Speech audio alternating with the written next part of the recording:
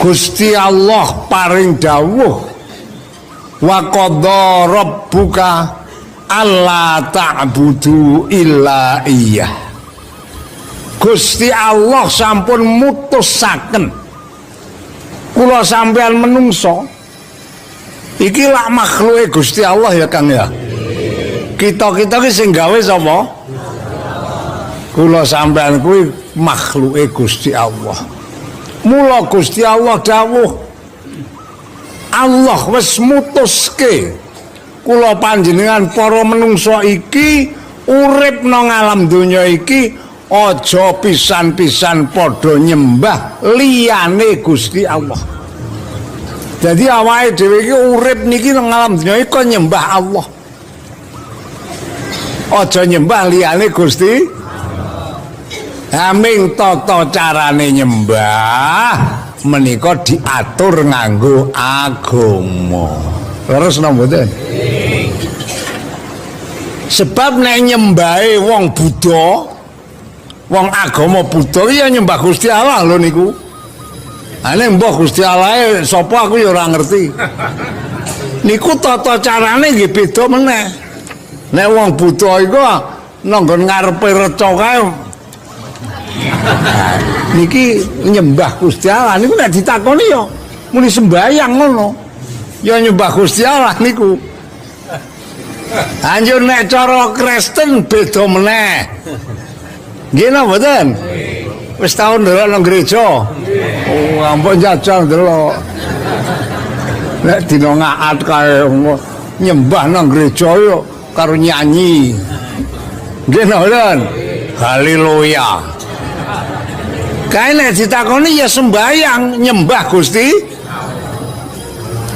Lah ingkang dipun kersakaken Allah didhawuhke nang Al-Qur'an wa qadha rabbuka alla ta'budu illa iyyah. Kula sampean urip nang alam donya aja nyembah liyane Allah niki le nyembah diatur kon nganggo tata carane agama Islam. Lah nek cara Islam nyembah Allah niku pripun? Cara Islam nyembah Gusti Allah iku sedina sewengi kudu nglakoni salat 5. Niki tata carane nyembahi kalau kita dateng Allah menurut aturan Islam. Zuhur salat 4 rakaat. Asar salat 4 rakaat. Maghrib salat 3 rakaat.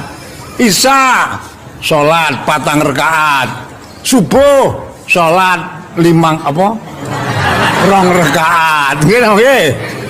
Nek subuh iki Gusti Allah maringi kemurahan 2 rakaat. Sebab apa ijeh aras-arasen. Niki kebijaksanaan Allah. Lah kula sampean salat niki naminipun nyembah karo Gusti. Lah nang nggone Islam nyembah Allah ke ana nganggo tata cara rukuk. Nggih mboten? Nalika rukuk kae maca tasbih muni priye Kang? Subhana rabbiyal azimi wa bihamdi. Maha suci pangeran ingsun zat kang agung. Ya kuwi Gusti iki nalika rukuk. Engko nek nalika sujud beda meneh. Nalika sujud kuwi luwih ndekem. Brase dijengking bokonge dadi ndas ki nang sak ngisore bokong. Posisine niku iki tanda-tandane kula sampean iki sujud maring Gusti. Lah nang kono wacan tasbih ya beda meneh.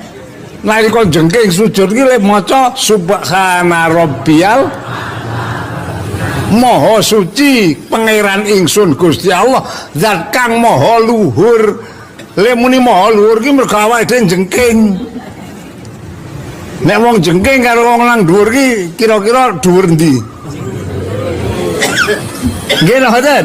Lah niki tata carane Islam kaya ngoten niku nyembah Gusti Allah.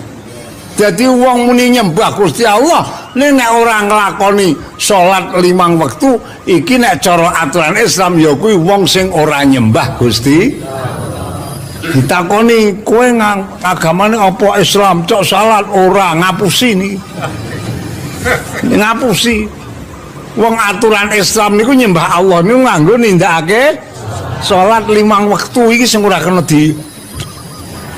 Nek liyane mono monggo arek salat luweh ra luweh. Duha sampean arek salat yo luweh, ora yo luweh. Wong salat ya diganjar ora salat yo ora diganjar. Lan ora disiksa ora salat duha niku Kang. Wong niku sunat. Sampeyan arek salat tahajud monggo ora ya luweh wong panjen potongane. Iki mboten. Wah, nek jar kula salat tahajud iki salat sing jengkelke kok ya Kang ya. Wong sing ngantuk kok dadak kon tangi raup barang mongko mongso anyes jan ya. Lamang tahajud ya ora dosa ya ora. Ora apa-apa. Ora tahajud iki ora dosa. Anjir priye? Ayo teko sakarepe sampean arek tahajud ya luweh ora ya luweh. Ming Gusti Allah niku nang Al-Qur'an ngendika ngeten lho Kang. Wa minal laili fatahajjad bihi nafilatan lak asa yab'atsaka rabbuka maqaman mahmuda. Nek kowe kabeh do gelem tahajud, sok nek mati kowe iki nang akhirat tak papake nang makom mahmud. Nek wis mati kula sampean nang akhirat iki karo Allah dipapake nang makom mahmud. Makom mahmud ki ngendi? Nang swarga. Swarga ngendi? Tilai rono. Ngayel. Ya. Niki dawuhe Allah. Jadi ora tahajud niku ya ora dosa wong niku sunat. Tahajud niku sing wajib saka Allah diwajibke namung Kanjeng Nabi. Kanjeng Nabi niku wajib nglakoni salat tahajud saka ngersane Allah. Ning kula sampean umate niki mboten dipun wajibaken namung dipun sunataken. Ha kok kula sampean iso nglakoni salat tahajud Gusti Allah le dawuh asa ayab asaka rabbuka maqam mahmuda kowe sok nek mati tak papake nang maqam mahmud ngono lho Dul. Ayo wis kono garek milih arek kepengin dipapake nang kono apa ora nek ora wis ramang tahajud wis to. Turu wae wis. Ya niki Allah le dawuh kula sampean penyembah Gusti Allah. Lan mula wangsuli malih cara aturan Islam, cara tatanan agama Islam nyembah Gusti Allah niku ya nglakoni salat. Sing wajib iku ana 5 wektu. Sing liyane kuwi kabeh sunat. Kaya ta salat duha niku sunat. Salat tahajud sunat. Salat qobliyah ba'diyah niku ya sunat. Salat hajat ya sunat. Salat tobat ya sunat. Salat mutlak ya sunat. Kula niku nek maca kitab ulama-ulama rumiyin niku wonten ingkang le nindakake salat sunat pendak bengi niku saben-saben bengi salat sunate niku ping 1000 rakaat. Masya Allah. Ulama-ulama rumiyin kok iso ana sing kuat sewengi kok salat sunat kok 1000 rakaat. Alah kula sampean ming 2 rakaat tahajud wae bola-bali leren. Nggih ngoten.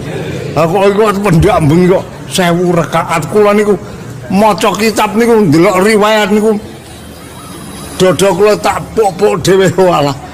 Walah kowe iki ndene kok misal 2 rakaat kok ya ora katir. Iku ana kiai salat 1000 rakaat pendak bengi niku masyaallah. Panjen kita menika sedaya mila monggo bali nang dawuhe Allah. Kula panjenengan pokoke le nyembah Gusti Allah aja nganti leren. Salat 5 wektu iku rupane pelaksanaane le nyembah maring Gusti Lah nek kula sampean pun padha nyembah Allah. Wis padha nglakoni salat. Niki dereng rampung ora mung teko nglakoni salat tok. Apa? Gusti Allah ijazah dawuh wabil walidaini ihsana. Maring bapak mbokmu kowe kuwi kon padha mbagusi. Gadah bapak napa mboten? Gadah mbok napa mboten? Sedaya gadah. Kasing meneng wae barang kae duwe. Gadah bapak ya Pak ya. Gadah mbok. Lah niki dawuhe Allah. Kula sampean sakwise padha nglakoni salat 5 wektu, aja nganti padha nglalekake le bekti mbagusi maring wong tuwa loro yakni bapak karo padha uga bapak mbok mau isih urip utawa wis niki awak dhewe wajib bekteni. Ana bekteni wong tuwa aja urip. Ha iki ya tata carane ya mbekteni wong urip. Paham mboten? Gandeng wong pancen ijeh dadi siji sak omah karo bapakne mbokne monggo. Bapak mbok kula sampean sing ijeh dadi siji sak omah sing do sugeng do dibekteni. Ha kok saiki kok dadi anak dadi siji karo wong tuwane sak omah. Ha kok malah karo bapakne mbokne kok ora tau takon jajal. Duwe apa-apa ya direboki lemari dikunci. Pancen jan edan kok niku. Nggih mboten.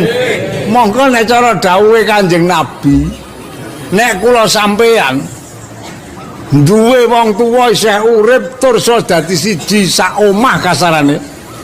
Niki nek kula sampean ki duwe dedaharan apa wae, kula sampean ki aja dahar dhisik sadurunge bapak ibu sing jeh sugeng diaturi. Ngono kuwi angel lho yu, temenan kok. Apa menan nek wong tuwa ki muni mara tuwa. Ya ora Kang, jan disepeleke. Padahal nek ndelok cara aturane senajan mara tuwa ki wong wis ora batalke wudu. Lah mboten. Sampean wong wedok dipek bojo wong lanang, kali bapake bojo sampean lah ora batal. Ngono kuwi ya kudu dibekteni kok njur demeh mara tuwa dadak di paham mboten? Paham mboten? Wah, jebulane nata urip ki bisa oleh ridane Gusti Allah ki ora gampang ya Kang ya. Ayo lek ngaji mulu ya jan ra leren. Lek jamaah ya ora leren, nek wiridan ya jan katok. Ane wong karo bapakne mbokne dadi sisa omah ra tau tak. Terus ke lek ngono kuwi mudyar kowe ra iso ngentut kowe. Ya. Dadi Gusti Allah niku le dawuh sakwise awake dhewe kon padha nindakake nyembah Allah rupane nglakoni salat 5 wektu niki nek ijeh duwe wong tuwa. Nek duwe wong tuwa kita kedah mbekteni. Nek wong tuwa isih urip nggih monggo dibekteni sak saged-saged. Sak saged-saged. Wong mbekteni wong tuwa isih urip ki ya angel kok. Gampang wangel. Kula matur angel ki wong aku ya wis nglakoni kok. Kula niki setunggal wekdal tasih bapak simbok kula isih urip. Kula niki mboten rumangsa salah karo bapak. Mboten rumangsa salah. Nek kok ujug-ujug kula niki medhun ngaji ditimbali karo bapak, didukani. Wah, jan teko sawan-wan kae. Kula nggih teko mendel mawon, aku ki salah apa ya kok karo bapak kok didukani kok ngene tak petani dhewe. Kula nggih mboten bantah, mboten jawab teko mendel mawon. Didukani kali bapak niku. Mandang sampun rampung, kula wis mendel, terus bapak mun tindak, njur kula nyedaki simbok. Mbok, napa? Aku ki salah apa ya mbok karo bapak kok diseneni sak pol-pole aku ki mengko jan tak petani aku ki salah apa karo bapak ki kaya-kaya ki wong ora nyalai kok didukani. Ning aku wong senajan priye-priye krana sing dukani bapak aku ya ora wani jawab. Tetep tak akoni aku ki tetep salah. Ora kok bapak tak salahke ora. Terus simbok niku akhirnya sing jenengane wong wedok landur sorene lho nyedaki bapak. Mas Kiai napa anake iki salah apa to kok diseneni. Niku simbok niku belani kula. Aku tak ya tak biji kowe mbok belani aku. Akhirnya terus bapak niku mendel mboten ngendika kali simbok niku. Terus esuke meneh kula ditimbali malih. Wah, seneni meneh. Pikir kula niki medun ngaji timbali malih. Wah, ndak arep seneni meneh ya. Aku wingi medun ngaji kok didukani saiki seneni meneh kok ditimbali. Kula ngadep terus mendel mawon kula. Bapak niku lek ngendika, "Gun, dalem luput aku di ngapura."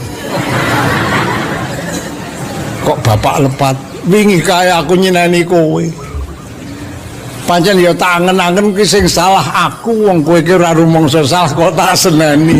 Ya aku di ngapura, aku tak pikir wong tuwa iki tak biji 100 sih. Jenenge wong tuwa gelem njaluk ngapura karo anak. Ning kula nu didukani kalian bapak nu atine ikhlas ora priye-priye. Teko ngrumangsa nek kula niki salah. Ning nggih niki nate setunggal wekdal kula karo wong tuwa niku mungsoi, tahu aku. Estu niku. Lah critane priye? Gusti Allah le dawuh kon bekti wong tuwa. Kula niki lak karo bapak niki lak dipondokke nang Payaman lak pel taun 59 akhir. Nganti tekan tahun 29 akhir. Dadi kula nang Payaman ki 10 tahun. Lah terus kula wangsul. Kula wangsul niku mboten mangkat-mangkat terus ora mangkat meneh mah mangkirin Pak. Kok kesel. Terus akhirnya kula lebar maghrib lebar isya gasik nika ditimbali. Kula ngadep terus dicungi kitab takrib sing ora ana sah-sahane janyar. Ora iki diwaca tak rungokke. Duh tobat iki. Moho kula niku pancen nang pondok ora tau ngaji. Wah, akhirnya kula maca kitab niku. Dilalah lek macane akeh sing salah. Lek maca akeh sing kleru. Walah, kula lebuare diseneni jan nganti ana 2 jam lho. Ning kula diseneni karo bapak 2 jam nu atine ora trima. Wong aku kon mondok ya wis mondok kurang manut apa. Ming ora inter kok seneni. Aku lak ya ngono to. Wah, aku terus akhirnya dendam kali bapak. Yo, karena aku wis manut karo bapak. Ning seneni mulai saiki aku ora kepengin ketemu bapak, arep ora matur karo bapak. Kula dadi siji sak omah ki ana 2 taun ora tau kepethuk bapak. Mboten gelem kula, anggere bapak mlebu omah kula kesah. Mangke ngarep bapak mulang ngaji kula bali madang. Wis ngono kuwi 2 taun lho niku Kang ora tau kula gelem kepethuk bapak. Terus akhire niki kula niku mandang jengkeli wong tuwa ngoten niku karo Gusti Allah diukum. Diukum apa? Krana kula jengkeli bapak niku kula niki karo Gusti Allah jaman tempo antarane kurang luwih 2 taun niku diukum apa? Ora tau iso turu nek bengi niku. Jadi kula niku dihukum kira-kira ana 2 taun ora tau turu awan bengi niku. Niku mergo lek jengkeli wong tuwa. Lah terus bareng pun dihukum ngoten niku, kula akhire tekan seprene kula niku jeh kelingan. Ulane wulan Dzulqa'dah. Dinane malam Jemuah Pon. Niku kula niki kok teka ujug-ujug kaya ana wong ngelikke mbok ya tangi kala-kala salat santri kok mendekok wae. Aku terus akhirnya jam kalih niku tangi. Lebar tangi terus mujahadah. Terus mujahadah ya maca Yasin niku kaping sekawan. Terus rampung terus wis turu meneh. Turu malih. Kira-kira jam 3 niku mapan turu. Lah nalika turu niku kula niku sakjroning turu kok ngimpi. Nah ya ngimpine kula ya ngimpi ra genah ya Kang ya. Kula niku dirawuhi tiyang sepuh nganggo klambi jas tutup ireng. Nganggo kethuk kaya ngeten iki biasa ngeten. Njur nganggo sarunge niku kula kelingan sarung Donggala. Kotak-kotak biru ireng. Niku ngagem teken. Terus nyedaki kula. Ngendika, "Nang dalem kowe ngerti pora karo aku?" "Mboten, Mbah." "Mboten." "Ora ngerti?" "Mboten." "Aku mbahmu Dalahar Watu Congol." Ngendika ngoten. "Wis kowe nggogok kene kowe arek tak wis sego tak kon madang." Ngoten. Aku harus nggogok. Kalih mbah niki dipundhutke sego. Sak piring gedhe niku lho, Kang. Kebak niku. Ning sego tok ora ana lawuhe blas. Ora dipangan, dintekke tak tunggoni. Pun tak pangan entek umpamane potongane luduk. Simbahne ngendika malih, "Kose aja lunga ijeh sak piring, tak jikokke meneh." Cepak sami kalih niku. Kebak ora dintekke, tak tunggoni. Tak pangan entek. Kose aja lunga ijeh sak piring maneh. Wah sing ping 3 niku kula nganti ngulat-ngulat jalan. Sego tok jalan kok Kang. Sak piring kebak. Ora dintekke aja nganti ora entek, tak tunggoni kudu entek. Nganti ngulat-ngulat kula aduh masak kowe. Mandang wis entek. Kok niki Mbah Kiai sing ngendika muni Mbah Dalahar kok wis cukup kowe lek ngaji karo aku. Ngoten. Aku lha niku melek lah masyaallah. Aku ki ngimpi kok ngaji priye ya mengko kon madang kok. Kula niku antara seminggu ra wani ngomongke apa-apa arek impen niku. Akar tak omongke engko paling digeguyu wong ngimpine aku. Aku mandang let setunggal minggu. Kula niku 2 tahun ora tau kepethuk bapak. Niku ngarepke maghrib niku kula ditimbali kali bapak liwat simbok.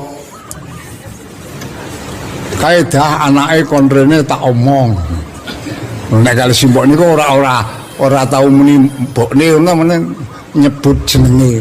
Simbok niku lak jenenge Mahmudah. Dadi bapakne ngundang dah. Kaedah anake kon rene tak omongane. Terus simbok manggi kula.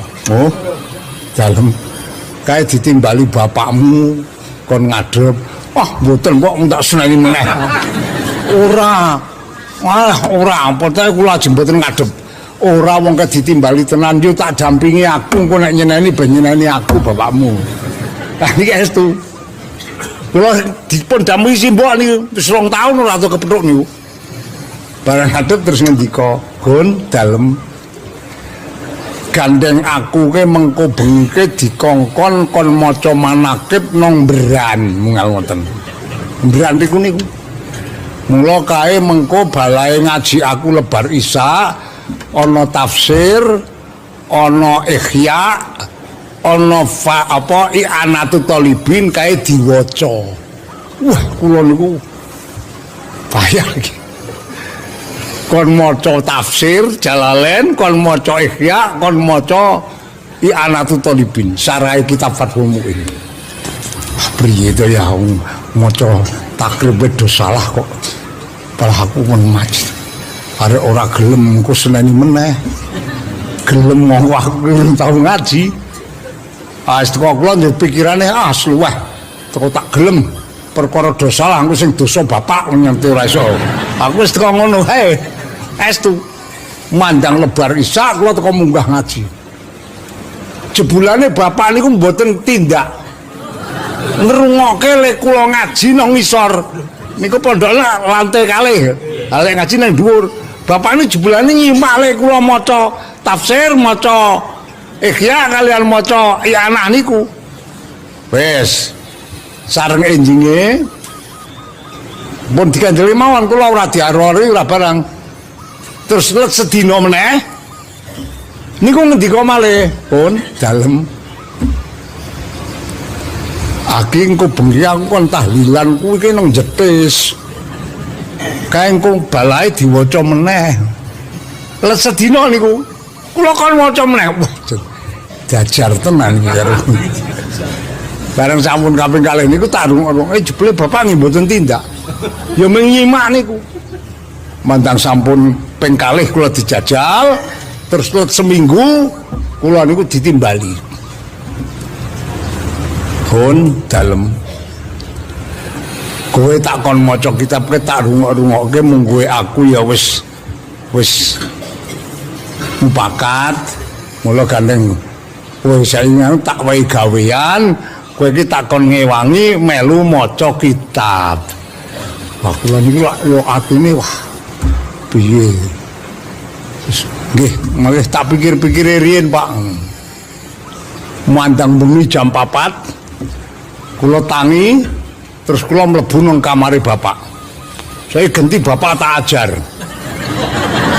bapak niku kayak entes nglinting udut kayak lebar wiridan salat tahajud ning nglinting udut nang kamare bapak niku kula mlebet terus kula tulah ngopo nyuk-nyukan rene ajeng ngaos Pak ngaji apa nggih niki kitab sing teng lemari niki ajeng kula ngaji sedaya ning kula nyuwun kanthi sanget apa sakderenge subuh kedah sampun katam sedaya menika bapak tak ganti tak ajar tak kon mulang kitab sak lemari ini katam sadurunge subuh padahal kula lek ngadep jam 4 bapak niku mandul mawon kirane batine bocah edan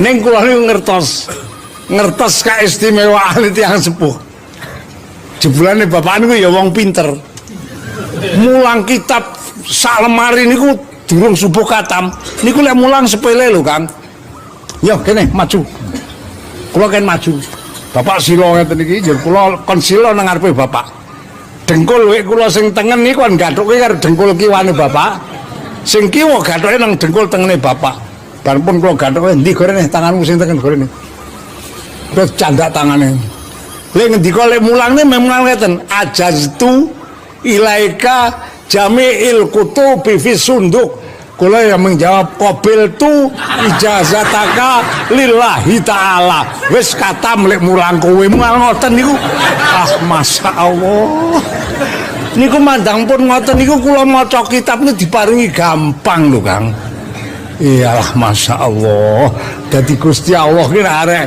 maringi ilmu niku jan ora kangelan lek ngaji 10 tahun maca takrib ora teyeng aku muni qabil tu ijazah tak maca kitab purna-purna kok teko iso niki hikmahipun bektos dhateng tiyang mula ngantos samangke menika kula niku nek ana apa-apa isih cok ditemoni bapak wong kula diperintah bangun pondok sing teng Kidul Griya nika bapak lek ngendika kowe takon gawe pondok teng pundi Pak asok karepmu nek teng Kidul Griya ayo luweh kono ning kowe tak welingi des pundi Pak kowe takon gawe pondok ning aja pisan-pisan kowe njaluk bantuan karo pemerintah ngoten nek kowe njaluk bantuan pemerintah haram ngoten bapak niku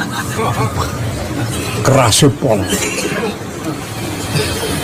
bapak niku nek karo bondo pemerintah jan pancen mboten patek gelem ngriki niki biyen karo pemerintah arep dibantu sumur bor niki nang pojokan dibor nganti ping 6 ora iso metu banyune lho ya akhire sumure niku dipindah nang cedhake omahe nggon Pak Amin Pak Mbu Maisun ngono kae niku saking pemerintah kula terus akhire estu ya wis bismillah lah nderek dawuh tiyang sepuh kula bangun pondok nika Senayan sampun dados mun wis anu ha niki apa-apa kuwi didelekke wae.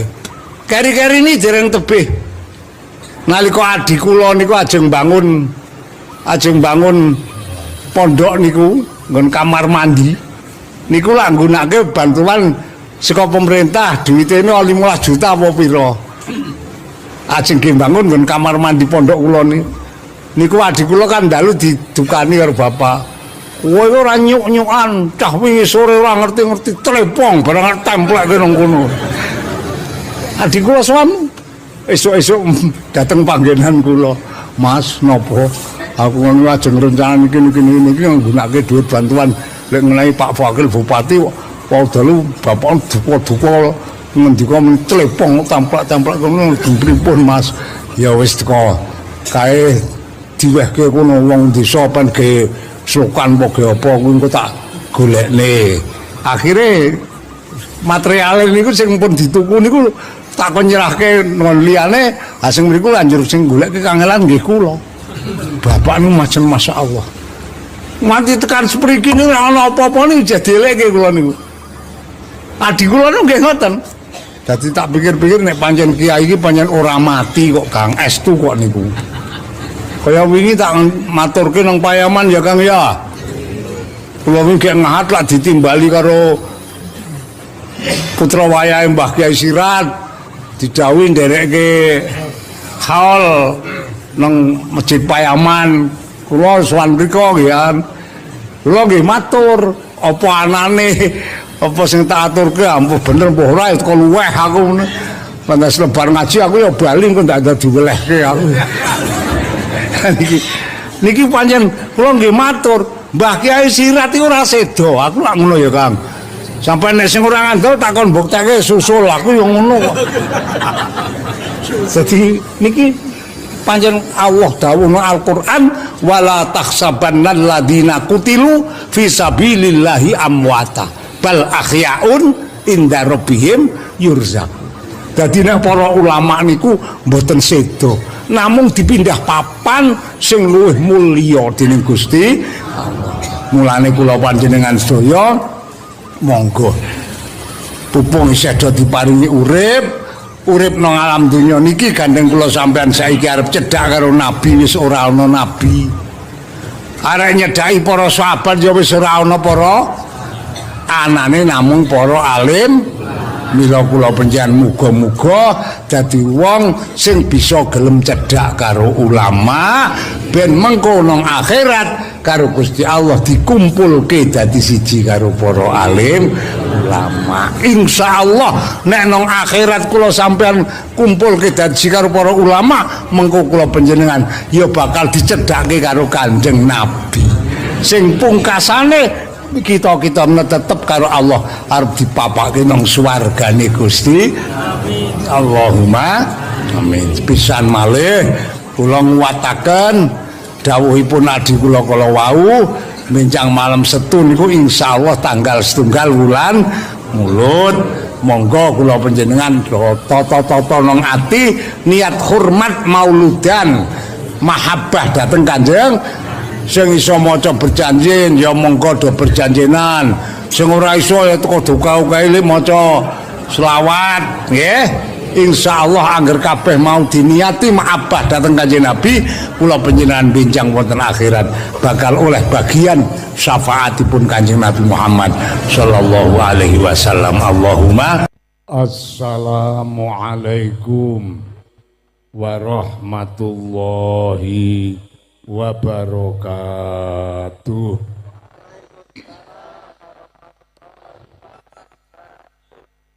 Bismillahirrahmanirrahim. Alhamdulillahilladzi qala fi kitabihil karim fassolihatu qanitatun hafidhatul lil ghaibi bima hafizallah.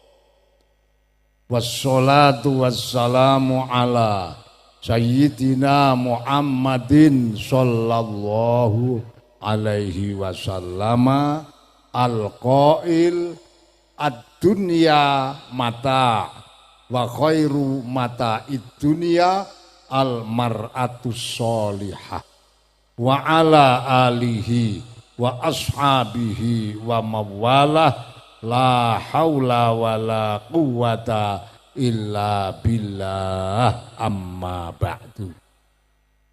Wonten ngarsanipun para ulama, para kiai, para pinispuh lan para sesepuh langkung-langkung dateng panjenenganipun Pak Kepala Desa Kaponan.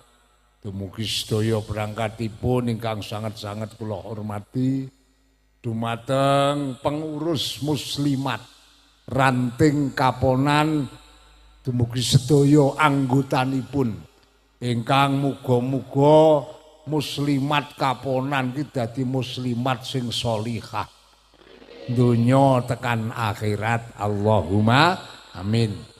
Puji syukur kita unjukaken wonten ngarsa Allah ingkang Maha Agung awit saking peparingipun nikmat rahmat taufik hidayah lan inayahipun wonten ing saat sonten menika dinten Selasa Kliwon kula panjenengan sedaya ditakdirake dening Allah bisa kumpul nang Noyitan perlu ngleksanakake selapanan muslimat Ranting Kaponan kanthi kempal kita alhamdulillah boten manggihaken alangan.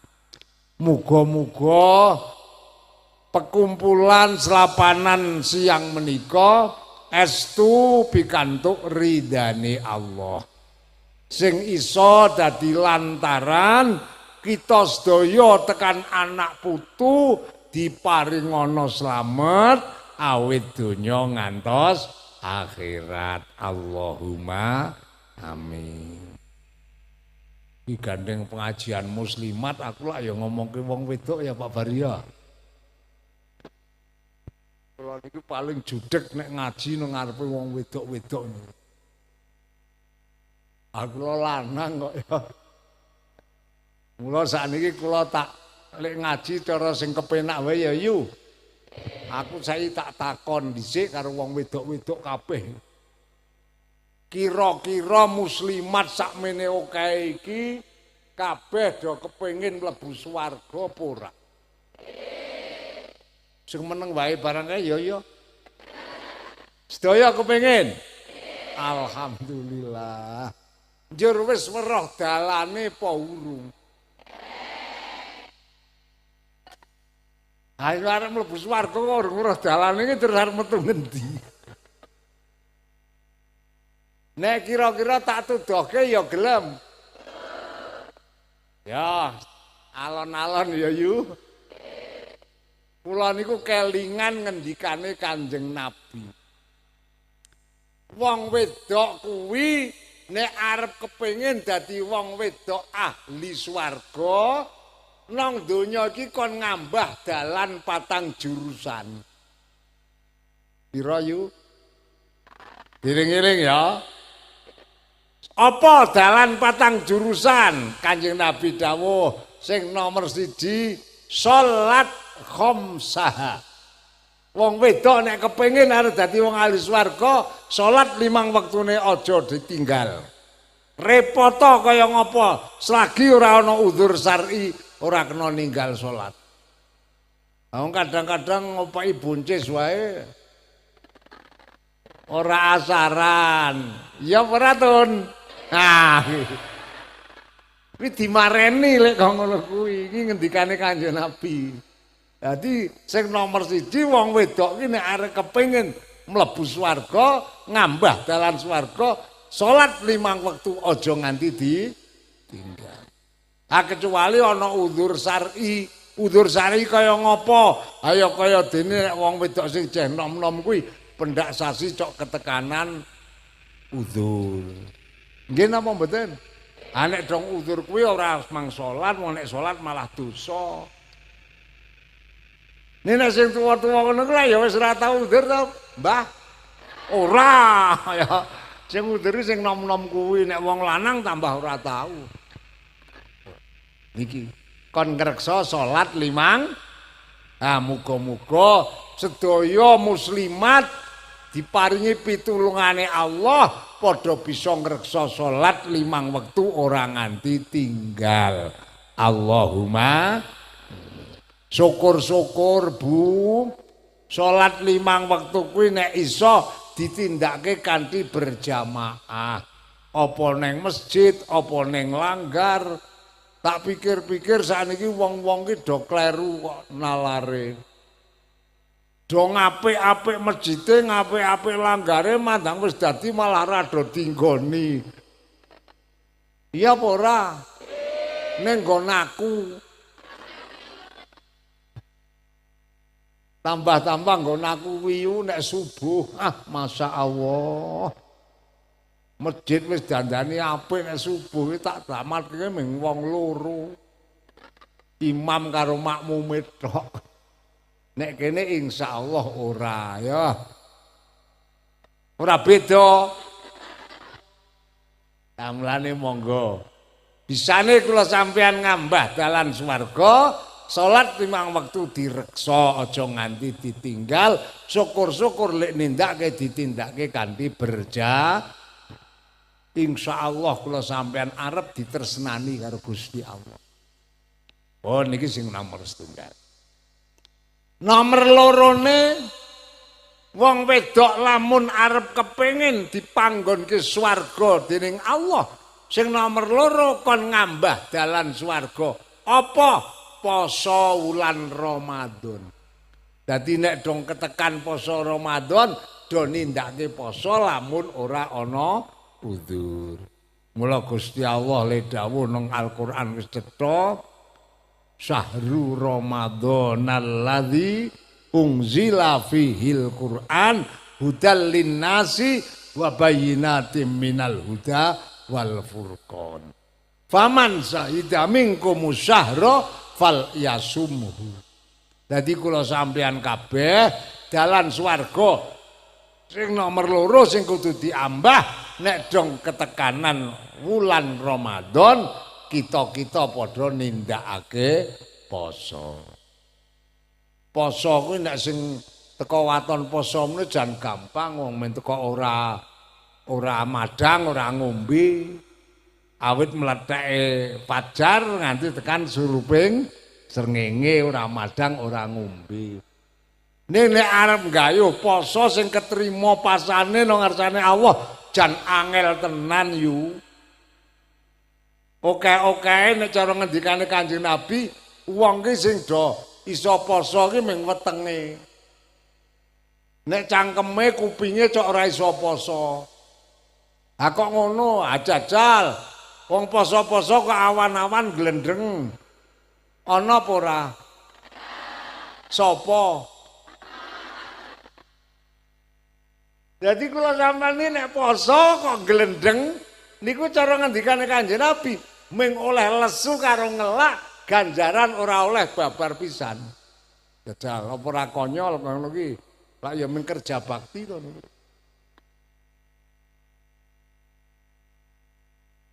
Jadi poso niku nek sing arep gayuh poso sing ketrima, masyaallah angele pol.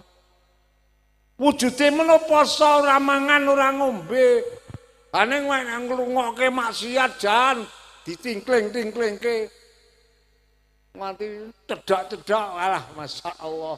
Kuwi jenengane sing poso ming wetenge nek kupinge ora gelem nyatane ngrungokke swara maksiat. Cangkeme ya ora poso nyatane omong maksiat glendeng goroh niki. Nah niki mula sok wis arek poso monggo do hati-hati. Ya, kula sampean diparingono kekuatan lahir batin. Mengko nang wulan Ramadan bisa nindakake poso lan bisa ngreksa ngedoi perkara-perkara sing ngilangake ganjarane poso. Allahumma wis. Kuwi dalan swargane wong wedok sing nomor loro poso wulan Ramadan. Wong lanang ya iya padha mawon. Ha sing nomor telu. Sing nomor telu ngendikane Kanjeng Nabi wong wedok iki nek arep dadi wong wedok ahli swarga kon ataat zaujaha. Kon taat patuh karo bojone. Ndi bojo apa ora sampeyan yu? Ana sing ora ya. Ana sing rondo. Rondo tinggal mati. Tetep wajib bekteni karo bojomu lho yu. Ya. Dadi nek bojone jeh urip, niki wong wedok-wedok nek kepengin dadi wong ahli swarga aja cok wani karo sing lanang. Wong wedok nek nesu karo sing lanang galake ngungkuli kirik mana. Masya Allah. Wong godhoki irus arek keruk kirai kok. Karo lek muni jan ora apik-apik kowe pancen lanangan apa? Masya Allah. Wong lanang kuwi nek doneke lanangan lara atine. Ha kok ngoten dipadake bandot kok. Ngertos bandot. Bandot iki wedhus lanang. Masya Allah. Wah krana lara atine lak sing lanang doneke lanangan terus metenteng. Ora mangap meneh. Njaluk tak dulang tugelan boto cocotmu kuwi. Ha iki nek wis kaya ngene iki aja ngarep-arep dadi wong ahli swarga. Paham? Paham? Hati-hati ya yu. Ya arep jengkel kaya ngopo karo wong lanang pokoke aja cok perintah, aja cok nyentak. Sing wong lanang ya ngono. Wong lanang sing ahli swarga karo wong wedok ora tau plak-plek. Ana apa ora wong lanang sing cok plak-plek karo sing wedok? Kuwi potongane lanangan ahli neraka kuwi. Ya. Ben. Ya sampean tak wangi yo. Ya. Leren. Wong kitab-kitab fikih iki ngendikake kok. Wong lanang kuwi nesu karo wong wedok kaya ngapa oleh. Nek kudu ngampleng kudu ra kudu saking jengkele kudu ngampleng iki ulama berpendapat monggo arek ngampleng kena. Wong wedok jengkeli karo sing lanang arek ngantemo ning ana syarat. Apa? Sing kanggo ngantem kuwi kudu alat sing nek ge ngantem ora nglarake. Kira-kira apa? Aku pikir dhewe. Ya. Lha iki ngendikane. Sampeyan tak ewangi yu ya. Paham mboten? Monggo dijaga. Nek kepengin dadi wong wedok ahli swarga kudu bekti karo wong lanang. Semono uga sing lanang ki nek wis dibekteni karo sing wedok ya kudu sing gemati aja cok nyentak-nyentak. Wong ana kok wong lanang diladeni karo sing wedok jan ora ngepenake ati. Dimasakke nganti rewangi matane ndrocos wong kayune teles. Mandang wis dicepakke menglik janganke kasinen wong lek ngekei uyahke kelalen keping pindho. Ngono ki mandang di incipi kasinen iki sing lanang karo ngadeg. Nyoh cekek dhewe. Masya Allah. Wong wedok wis direwangi rekoso ngono kok lara atine ora yu. Arek ora muni dilarake arek muni aku ki dosa priye to kiye ya. Akhirnya wong wedok nangis. Leren mboten? Ngene iki ora bener. Mula dijaga kabeh wong lanang kudu tresna karo wong wedok, ora kena nyentak, ora kena ngantem. Wong wedok ya ora kena nyentak karo wong lanang, ora kena wani karo wong lanang. Wong wedok lu perintah wong lanane cara hukum agama dosa kok. Ha kok nggon aku ki ana ra yu. Wong wedok karo sing lanang kok jan lek perintah. Ya lek perintah mono ora kasar, alus ning jan wujude apa sing wedok ki wis macak arek lelungan. Arek undangan mbok apa. Anjur sing lanang kuwi gek arek nang olah arep adus. Sing wedok ora takon, "Arep nanti to bapakmu?" Aku arek nang olah adus. Mbok aku nunut apa? Kumbahke kotang. Edan kowe. Wujude ngono ora perintahane niku nyerekke kuwi. Kuwi potongan ahli neraka akhir kok ngono kuwi. Kotang kok kon ngumbahke sing lanang edan kowe. Nek muslimat ya muslimat ora waras kuwi ya. Wong gua dieling-eling iki. Iki aturan saka agama. Paham niki? Dadi kula sampean khususe wong wedok nek kepengin dadi wong ahli swarga urip nang alam donya iki krana duwe bojo kudu bekti karo bojone. Ngendikane Kanjeng, ha nek bojone pun mati, upamane bojone wis mati, ha niki sampean lek mbekteni ya dikirim-kirimi petekah. Apa? Ha iya. Lebar maghrib kae Al-Fatihah ngono ta? Terus maca Fatihah bismillahirrahmanirrahim terus ndonga. Ya Allah Gusti, anggen kula maca surat Fatihah, mugi ganjaranipun yen paringaken bojo kula kang ruslan kang sampun bongko. Ngono ya. Walah, bojone sampean nang alam kubur bungae pol. Dikirimi karo bojo Fatihah nang kubur bungae temenanan. Terus akhirnya ndonga sing lanang kuwi alhamdulillah Gusti. Bojo kula sampun kula tilar pecah kasih gemati ngirimi. Saking bingah kula ya Allah, mugi-mugi bojo kula enggal panjenengan susulaken kula. Saking senenge sing lanang. Alhamdulillah. Paham mboten? Lah iya. Niki monggo nek sing bojone wis mati dikirim-kirimi ya yu jen sampean digolongke wong wedok sing bekti karo bojo, ditulis karo Gusti Allah. Allahumma wis sing nomor 4 dalan swargane wong wedok ngendikane Kanjeng Nabi sing nomor 1 salat khamsaha ngreksa salat 5 wektu. Nomor 2 somat sahroha poso wulan Ramadan. Nomor 3 wa ataat zaujaha manut tunduk bekti karo bojone. Sing nomor 4 wa hafizat farjaha. Niku nek cara guru kula lek maknani wa hafizat lan ngreksa sapa wadon farjaha ing bekakase wadon.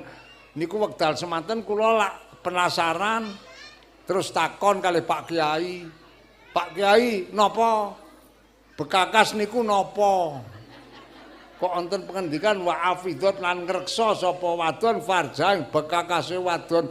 Pak Kiai kok lek ngendika anggersuk kuwi ndek bojo lak ya ngerti mungal ngoten. Oh, dadi bekakas kuwi ora oleh dibuka sak nggon-nggon.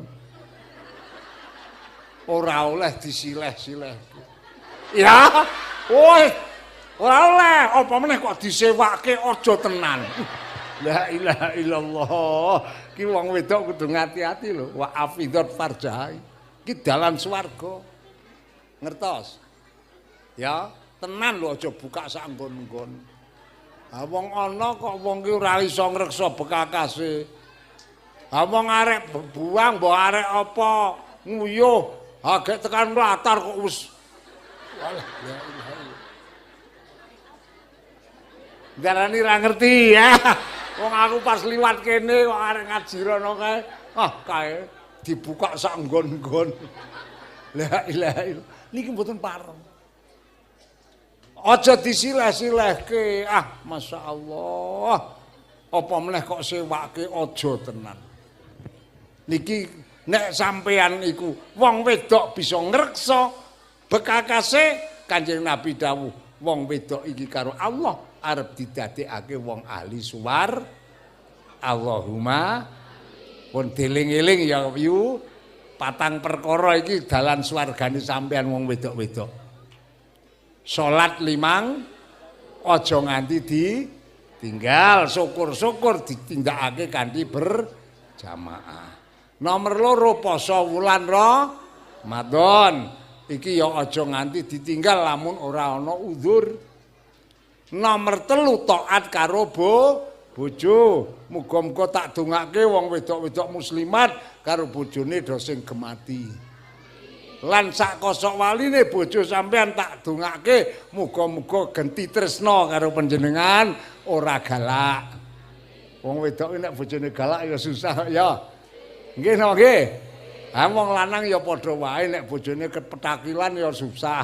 Dadi mulane sing apik iki sing lanang sabar, gemati, sing wedok bekti. Insyaallah rumah tanggane arep diparingi rumah tangga sing mawaddah warahmah ditambah bisa sakinah lan uripe iso istiqomah. Allahumma amin. Niki perlune. Dados mula monggo kula nganjuraken dhateng sedaya muslimat diperlokake ora ketung telat-telate iki selapan dina sepisan iki do rawuh nang pengajian. Iki paling telat iki selapan dina rawuh pengajian. Bab kula ningali wonten setunggalipun kitab naminipun kitab Khilyatul Auliya. Kitabipun Imam Ghazali. Niku panjenenganipun Imam Abdul Qasim Ad-Dimishqi nate ngendikaaken endi-endi kuping. Mbah kupinge wong lanang, mbah kupinge wong wadok. Niki nek nganti 40 dina kok ora ge ngrungokke nasihat, ora ge ngrungokke pengajian, iki engko sing kena dampak ati. Kapan kuping iki nganti 40 dina ora ge ngrungokke pengajian, ati iki bisa dadi atos. Walah ati nek pun atos ora lanang ora wedok rusak lelakone. Pitados napa mboten? Mula nang Al-Qur'an Allah le ngendika tsumma qasat qulubukum mim ba'di dzalika fahiya kal hijarati au asaddu qaswah. Ati iki nek wis gelem atos ngungkuli watu atose. Niku ati menungso. Nek wis gelem atos ngungkuli watu. Ngendikane Allah, wa inna minal hijarati lama yatafajjaru minhul ma. Saatos-atose watu ana sing gawe mlobos banyu. Tok niku lak metune saka tengah watu. Nggih napa mboten? Mongko watu atos kok kena ge mlobos banyu niku saatos-atose watu. Wa inna minha lama yahbitu min khasyatillah. Saatos-atose watu ana watu sing gelem glundung saka papan dhuwur nang papan ngisor merga wedi karo Gusti. Sampeyan kepengin weruh. Kepengin weruh watu sing wedi karo Gusti Allah, kemen kepengin weruh. Tak udohi. Gek taun 2010 kae lak Merapi lak jeblok to. Kuwi ana watu saka Gunung Merapi kono glundung, saiki gogok nang nggon gempol kae lho. Kidul Muntilan nang tengah-tengahe antarane jembatan loro kae, kae watu saka Gunung Merapi kae gogok nang kono. Gedene padha karo kebun dekem. Saiki cilik ijeh yu nang kono nek ra ngandel. Iki watu wedi karo Gusti Allah glundung saka dhuwur mapan ngono. Iki watu wae atos gelem glundung merga wedi karo Gusti. Ning menungso nek wis kadung atos atine naudzubillah summa naudzubillah. Ora kena jak rembugan, ora kena dituturi apa-apa nggugu karepe. Niki pun atos atine. Mula kula ngajak nganjuraken dhateng sedaya muslimat monggo selapanan iki diurip-urip diajegake pendak Selasa Kliwon. Wong niki kula wau nembe ngomong-ngomong karo Pak Yono, karo Pak Bari, karo Iksan. Biyen kuwi taun 90 nek ora kliru. Dina Selasa Kliwon ki lak Riskap Remaja Islam Kaponan iki nganake selapanan pendak Selasa Kliwon. Sing didhawuhi ngaji Mbah Dur kalih kula niku lumampah ngantos menjelang pemilu 97. Mandang arek pemilu 97 niki ora oleh dikon leren. Dilalah lebar pemilu 97 njur ana krisis moneter. Lebar krisis moneter ana reformasi, Pak Harto dilereni ayo terus tekan seprene pengajiane wassalam. Nah kok saiki alhamdulillah diterusake karo muslimat mila monggo kula sanget-sanget njurungaken muga-muga selapanan Selasa Kliwon sing diasta dening para ibu-ibu muslimat iso diparingi lestari ila yaumil kiamah. Kanggo njaga ngreksa iman kula panjenengan sedaya-sedaya. Iman iki nek ora tau dikala-kala kupinge ge ngrungokke pengajian, iman iki gampang lunga Yu tak omongi. Malah Masya Allah iman kuwi kotum swarga. Dadi wong ku mbok dosane akeh kaya ngapa? Kasarane sak kebaing jagat dosane. Ning lek mati iki kok nggawa iman. Ora ketung sak gedene semut pudak imane niku tekan mati gegawa. Niki tiyang niku dosane kaya ngapa akeh iki ora bakal dilanggengake nang neraka. Mesti bakal ditokke saka neraka. Kanjeng Nabi mila dawuh yakhruju minan nar mangkana fi qalbihi mithqalu dzarratin minal iman. Wong ki ora bakal dilanggengke nang neraka selagi mati ning nggawa iman, tetep dirampungke saka neraka dipindah nang swarga. Mula iman kula panjenengan monggo do dijaga. Bab iman niku cara ngendikanipun Kanjeng Nabi, iman niku lunga teka. Dadi iman ki saka Allah diparingke nang menungsa, iki dipapake teng ati. Ati niku teng mriki niki, Bu. Nang dada sisih kiwa rada ngisor ki ana ati nang kene iki. Sampeyan ngandel apa ora? Ati menungsa niku teng mriki. Nang dada sisih kiwa rada ngisor. Sing ora ngandel dibedhel, dileki. Ya, niki ati ten. Mula Kanjeng Nabi le ngendika al-imanu hahuna. Al-imanu hahuna. Iman ki nang kene iki, teng ati. Lah iman iku sawise pasang teng ati, niki ora kok terus gogok mboten lunga teka. Ha kok lunga teka? Kanjeng Nabi dawuh la yazni zani ina yazni wa huwa mukmin. Wala yasriku sariqu ina yasriku wa huwa mukmin.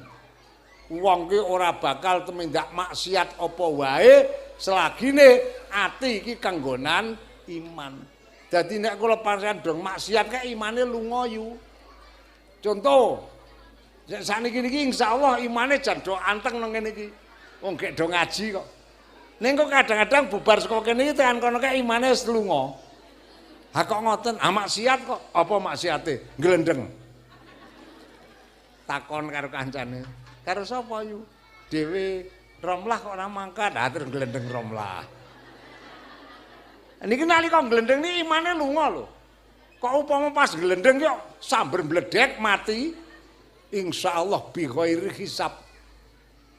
Tanpa hisab lek mlebu neraka ku. Ha wong mati ra nggo iman kok. Lho niki. Mula kula panjenengan sedaya menika monggo imane dijaga. Kula sampean ora bakal maksiat apa wae selagine ati kenggonan iman. Jadi nek dong kula sampean maksiat ke imane pas lunga ngono lho yu. Ana wong lanang padu karo wedok. Iki pas dong padu ki lanang wedok iki imane lunga.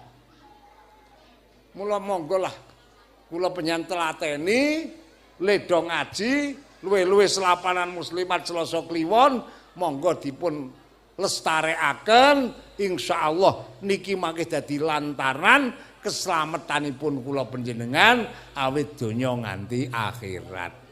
Kanggo njaga lan kanggo ngreksa iman kula panjenengan iki bisane diparingi tetep nganti tekan mati, besok matine diparingi mati husnul khotimah. Allahumma amin. Wong kula tau buka-buka kitab sing ngrembug bab iman. Nek cara ngendikane Nabi Isa alaihi salam, Nabi Isa niku le dawuh ngaten. Iman nang atine menungsa iku ing dalem jarah lan lunyune ibarat kaya dene banyu sing ditumpangke nang godhong lumbu.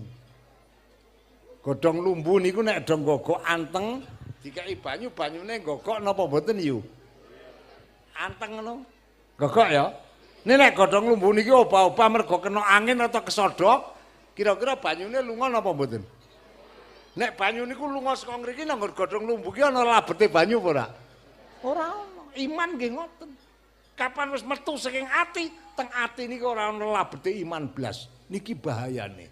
Mila saking menika monggo kula ngajak dateng sederek-sederek kula sedaya muga-muga awake dhewe padha bisa ngreksa imane. Ya Bu, setengah saking kanggo ngreksa iman supaya tekan mati ora lunga, kula emut ngendikane Rama Agung Mbah Kyai Sirat Payaman. Mbah Kyai Sirat niku sedanipun taun 58. Niku nate dawuh ngeten.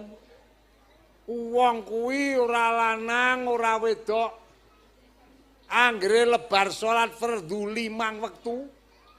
Lebar assalamualaikum warahmatullah. As'alukal fauza bil jannah.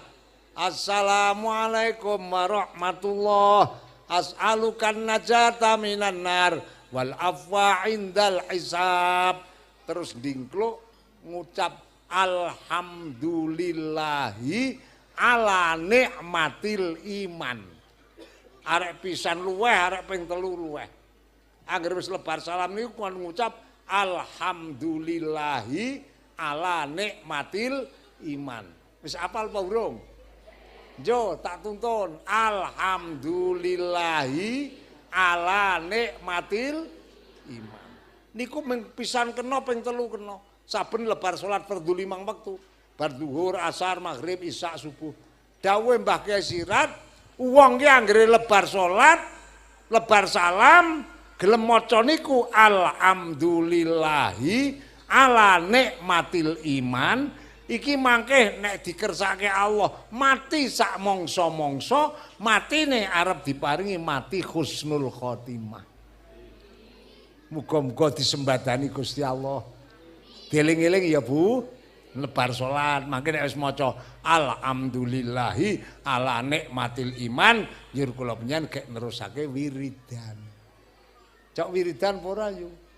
Ya ora ketung istighfar astagfirullah al azim ping 3 terus Allahumma antas salam sak piturute njur maca subhanallah subhanallah alhamdulillah alhamdulillah sak piturute nika niki monggo do ditlateni iku kanggo ngreksa jaga supaya iman kula panjenengan tekan mati ora ilang diparingi tetep Allahumma amin niki antawisipun.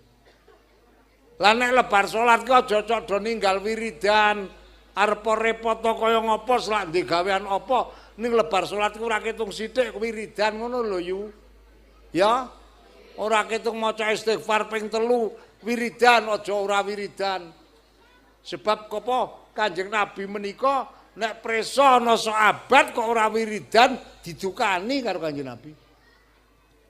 Ora wiridan didukani. Kula nate ningali nang kitab Bukhari zaman rumiyin kok ana sahabat jenengane Dujanah tiyang jaler niku. Iku ajamaah karo Kanjeng Nabi ajek ning dia siji wektu lebar subuhan iki pirang-pirang kesuk iki ora wiridan. Assalamualaikum menyat. Assalamualaikum menyat. Karo Kanjeng Nabi ditegur. Awalaisa laka ajatun ilallah ya Dujanah. Dujanah. Dalem kowe iki potongane ora butuh karo Gusti Allah ya. Tak titeni pirang-pirang kesuk angger lebar salat minggat kowe ora wiridan. Niki Kanjeng Nabi. Dadi ana sahabat ora wiridan didukani kok. Terus kula ki ambak eling biyen gek cilik urung supit ki diwalahi ngaji karo bapak sorogan kitab Risalatul Muawanah. Kula nek ngaji sorogan biyen carane iki dampare njur kitabe teng mriki. Nek bapak le lungguh nang kene marep rono, mangke kula le nggokok nang tengene apa nang kiwane. Terus didangu tekan ngendi lehmu ngaji niki, Pak? Terus karo bapak dipersani. Tak wacake dirungokke engko tirokke ya. Nggih. Bismillahirrahmanirrahim.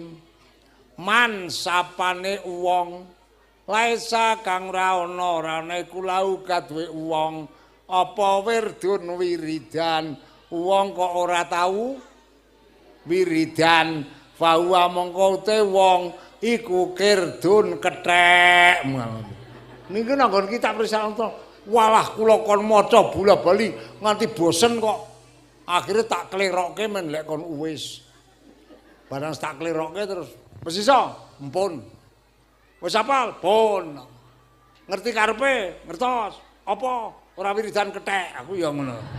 Ya wis kono leren. Terus kula kon wis lek ngaji. Kula medhun, ucul-ucul sarung ganti kathok. Terus kula ngundang santrine bapak niku.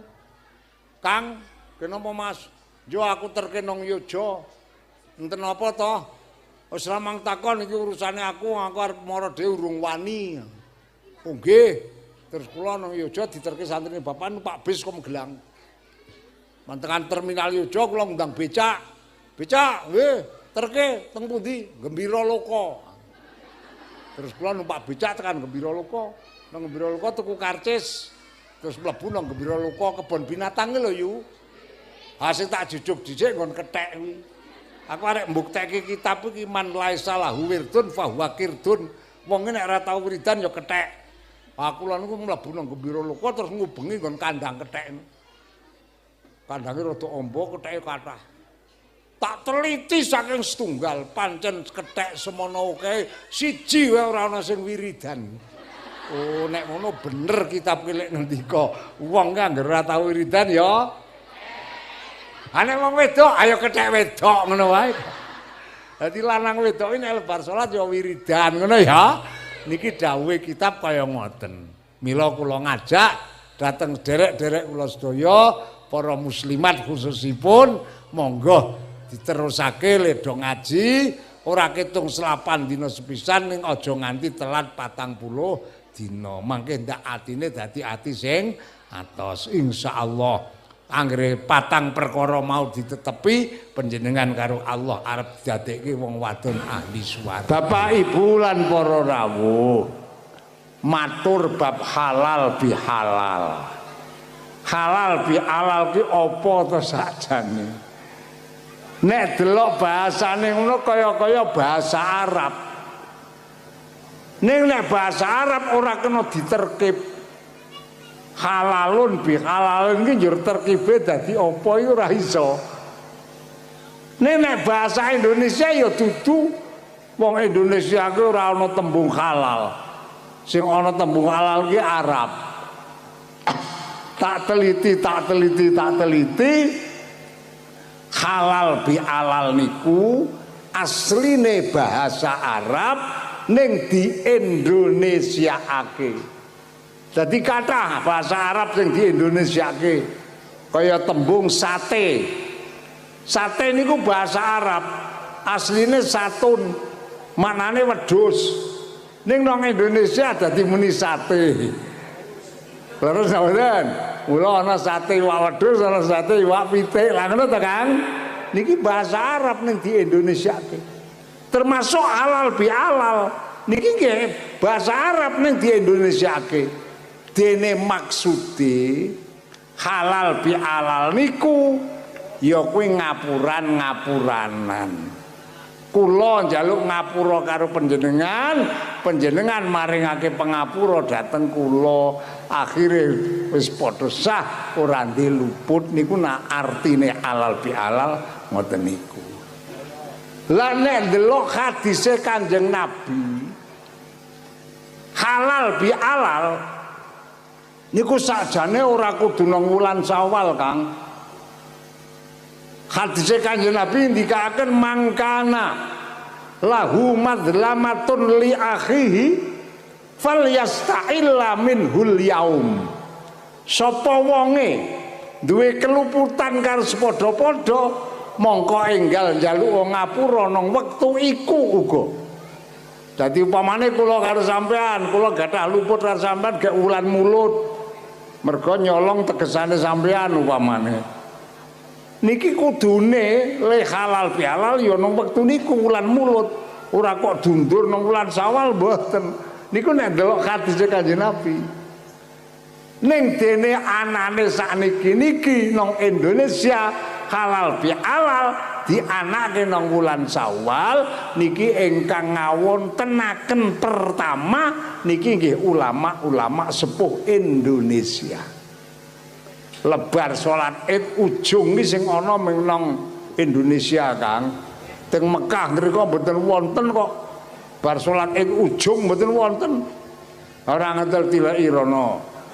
Ya. Teng negari-negari sana sih ora ana lebar salat Id ujung sing ana ming nang Indonesia. Sebab memang Kang damel acara halal bihalal ujung iku ulama-ulama sepuh Indonesia. Pertimbanganipun ngaten lho, Pak. ulama Indonesia menika mirsani hadise Kanjeng Nabi. Nabi dawuh man soma ramadhana imanan wahtisaban ghufira lahu ma taqaddama min dzambi. Sapa wonge poso wulan Ramadan atine ikhlas kanthi krana Allah, mongko rampung le poso wong iku dosane di ngapura kabeh karo Gusti, kuwi dosa sing karo Gusti Allah. Lah mula ulama sepuh duwe pertimbangan, ha iki poso Ramadan ki sing di ngapura dosa lan luput sing karo Allah. Ha nek dosa lan luput karo padha-padha nganggo nindakake wulan Ramadan durung iso rampung. Leres napa mboten? Tak contohke upamane wulan Ruah kula nyolong sandale sampean. Sampean ngerti nek sing nyolong sandal niku kula. Terus kula poso. Rampung le poso ndak kira-kira sampean ya wis ngapura lek sandale tak colong. Dereng to?